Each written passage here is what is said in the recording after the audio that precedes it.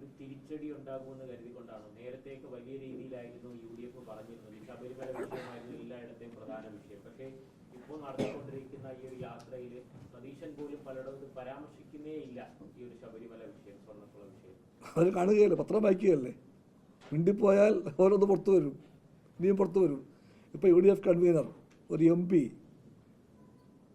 പിന്നെ ആദ്യമായിട്ട് പോറ്റി വരുന്നത് ഈ പറയുന്ന വലിയ നേതാവ് AICC ജനറൽ സെക്രട്ടറി ദേവസ്വം മന്ത്രിയായിരിക്കെയാണ് ഈ പോറ്റി ആദ്യമായിട്ട് കത്ത് കയറിയത്.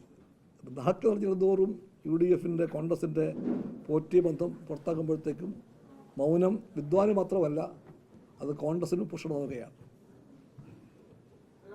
ആരോപണങ്ങളൊക്കെ വരുമ്പോഴേ ഈ പത്തനംതിട്ടയിൽ ജില്ലാ കമ്മിറ്റി അംഗം ജയിലിലാണ്, പക്ഷെ അദ്ദേഹത്തിനെതിരെ ഒരു നടപടിയൊന്നും ഉണ്ടായിട്ടില്ല. റിപ്പോർട്ട് കോടതിയിൽ പോട്ടെ എന്നൊക്കെയാണ് പറയുന്നത്. കുറ്റപത്രം സമർപ്പിക്കട്ടെ എന്നാണ് പാർട്ടിയുടെ ആദ്യത്തെ കാര്യം. പക്ഷെ ഇടതുകാരി സഹകരിച്ച് നിൽക്കാൻ പോകുന്ന ഒരു സംവിധാനമാണ്. അപ്പോൾ അത് മാതൃകാപരമാണെന്ന് തോന്നുന്നുണ്ടോ? കാരണം ഒരാൾ ഈ സ്വർണ്ണക്കൊല പോലുള്ള കേസിൽ കഴിഞ്ഞ 19 ദിവസമായിട്ട് ജയിലിൽ കിടക്കുന്ന ഒരു മനുഷ്യനാണ്. പക്ഷെ അതിപ്പോഴും CPMന്റെ പത്തനംതിട്ട ജില്ലാ കമ്മിറ്റി അംഗമായി തുടരുന്ന സാഹചര്യമുണ്ട്. അതിലൊരു നടപടിയും കൂടി വേണ്ടേ?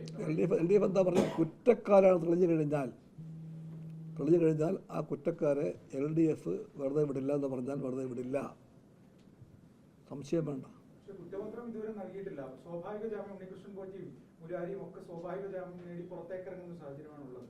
അതേപ്പറ്റി ഹൈക്കോടതി കൃത്യമായി പറഞ്ഞല്ലോ. ഹൈക്കോടതിയുടെ ദേവസ്വം ബെഞ്ച് ഖണ്ഡിതമായി പറഞ്ഞു കഴിഞ്ഞിട്ടുണ്ട്. അതിലൊന്നും കാര്യമില്ല. ഇപ്പോൾ പോകുന്ന SIT അന്വേഷണം പോകുന്നത് നേരായ വഴിക്കാണ്. ആ വഴിക്ക് പോകുമെന്ന് കോടതിക്ക് ഉറപ്പുണ്ട്. ആ ഉറപ്പിനെ LDF മാനിക്കുന്നു. LDFന് ഒന്നും മറച്ചു വെക്കാനില്ല, ആരെയും രക്ഷിക്കാൻ താല്പര്യമില്ല. പറഞ്ഞു കഴിഞ്ഞില്ല, ശങ്കർദാസിൻ്റെ കാര്യത്തിൽ ഇത് ബാധകമാണ്. കുറ്റം ചെയ്തു എന്ന് തെളിഞ്ഞു കഴിഞ്ഞാൽ ആരായാലും എന്ന് പറഞ്ഞാൽ ആരായാലും തന്നെയാണ്. അതിൽ ഇതാണ് CPI സ്റ്റാൻഡ്.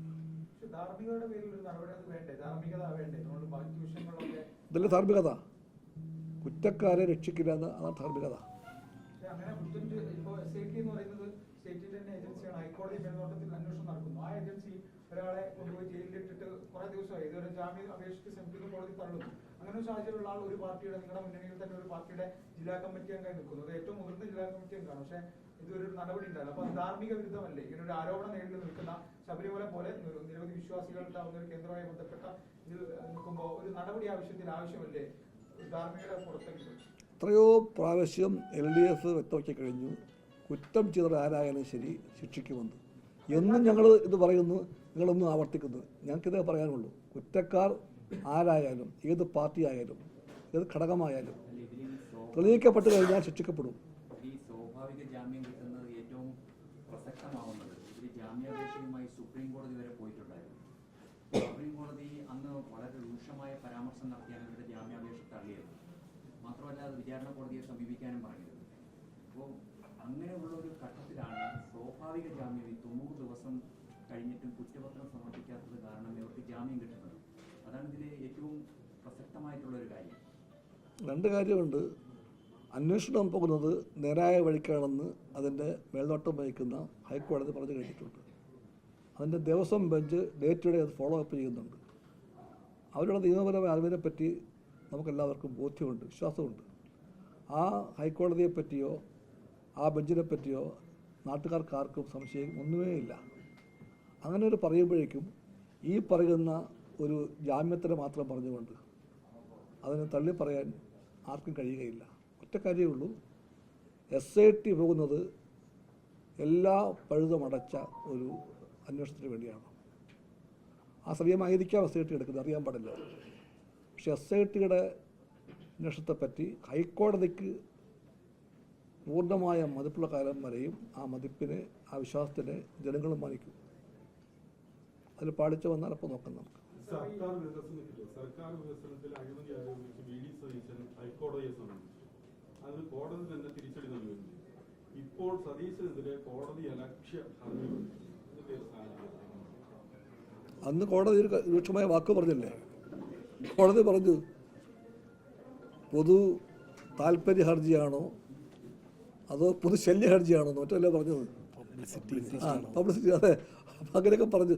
അതൊക്കെ നമ്മൾ മറക്കാൻ പാടില്ല. പബ്ലിക് ഇൻട്രസ്റ്റ് ലിറ്റിഗേഷനാണോ അതോ പബ്ലിസിറ്റി ഇൻട്രസ്റ്റ് ലിറ്റിഗേഷനാണോ ചോദിച്ചത് കോടതിയാണ്. ആ അളവോളം ഒരു നേതാവ് കടന്നാടാൻ പാടില്ലായിരുന്നു.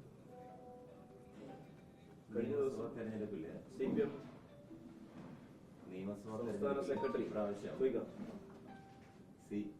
നിയമസഭാ തെരഞ്ഞെടുപ്പിൽ CPM കർശനമാക്കാൻ സാധ്യതയുണ്ടോ? പൊതുവിൽ ടേം വ്യവസ്ഥകളുണ്ട്. പക്ഷേ ഡീറ്റെയിൽസ് ഒന്നും ഇപ്പോൾ പറയാൻ പറ്റില്ല. അതിനെപ്പറ്റിയുള്ള ചർച്ചകളൊന്നും CPക്ക് ആരംഭിച്ചിട്ടില്ല. ഇപ്പം പറയാൻ പറ്റില്ല. പറഞ്ഞു പാവപ്പെട്ടവൻ എന്ന് പറയുന്നത് നമ്മുടെ നിഘണ്ടുവിൽ കാണില്ല എന്ന് അദ്ദേഹം ഇന്നലെ അസന്നിഗ്ധമായിട്ട് പ്രഖ്യാപിക്കുകയുണ്ടായി. അതിനകത്ത് നമ്മുടെ CPI സംബന്ധിച്ച് ആ പാവപ്പെട്ടവൻ ഇത് CPIയുടെ പ്രസ് കോൺഫറൻസ് അല്ല, LDF പ്രസ് കോൺഫറൻസ്. LDFന്റെ ഒരു നേതൃത്വത്തിലായാലും ശരി, അദ്ദേഹം ഇന്നലെ അദ്ദേഹം CPM സെക്രട്ടറിയാണ്. അദ്ദേഹം CPM സെക്രട്ടറിയാണ്, LDF നേതാവാണ്. ആ സെൻസിൽ പറയാം. CPM ചർച്ച ഇവിടെ ഇല്ല. ഇവിടെ LDF ചർച്ച മാത്രമേ ഉള്ളൂ.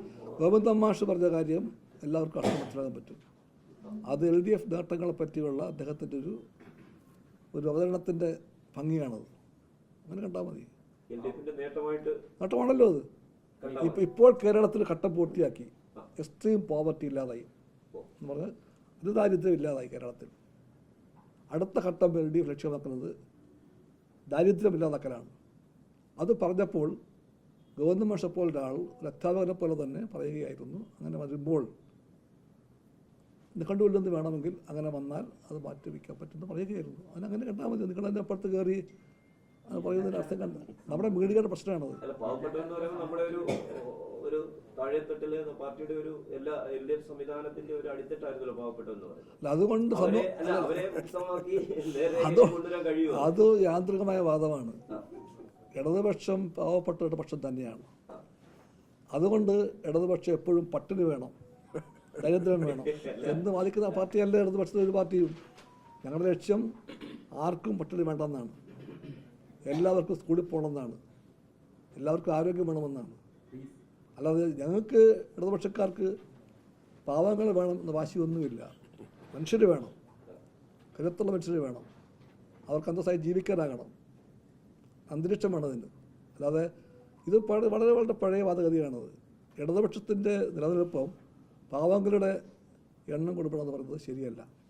ഞങ്ങൾ വിശപ്പില്ലാതെ ആഗ്രഹിക്കുന്നവരാണ്, എല്ലാവർക്കും ഭക്ഷണം എന്ന് ആഗ്രഹിക്കുന്നവരാണ്.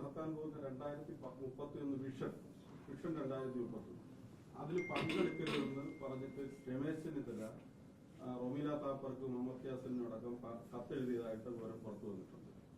ഇതേക്കുറിച്ച് എന്താണ്? അത് ഈ പറഞ്ഞ മാതിരി പബ്ലിസിറ്റി താല്പര്യമായിരിക്കാം, വേറെ കാര്യമൊന്നുമില്ല.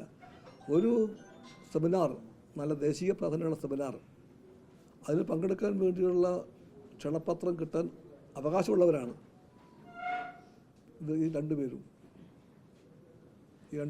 അമർത്യാസനായാലും രവീന്ദ്രനാഥ് താപ്പർ ആയാലും അവരൊക്കെ അതിൽ അവകാശമുള്ളവരാണ് പങ്കെടുക്കാൻ.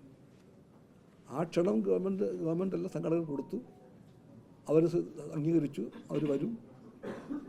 അതേപ്പറ്റി ഇങ്ങനെ ഒരു കത്തും ഒരു ഇതൊക്കെ പറയുമ്പോഴത്തേക്കും വലിയ കാര്യം കാണുന്നില്ല. അതിനകത്ത് ഒരു താല്പര്യം കത്തയച്ചത് വരുത്താൻ വേണ്ടിയുള്ള കത്തായിരിക്കും അത്. ഞാനവിടെ സെക്രട്ടറി അല്ലല്ലോ, എനിക്കറിയില്ല. ഒരു വിശ്വാസം കഴിച്ചിട്ടുണ്ട്. ഇപ്പം രവീന്ദ്രനാഥ് താപ്പറിൻ്റെ ആരോഗ്യാവസ്ഥ എനിക്കറിയാം.